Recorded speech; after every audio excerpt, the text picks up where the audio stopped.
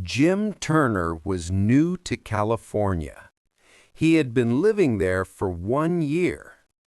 Jim loved everything about the state. The weather was great. The beaches were beautiful. Jim was planning on staying in California forever. One night, Jim was fast asleep. Suddenly, his bed started shaking. He jumped out of bed. Jim was terrified. This was his first earthquake. Jim had no idea what to do. He froze while everything around him was falling and breaking. The earthquake lasted 15 seconds.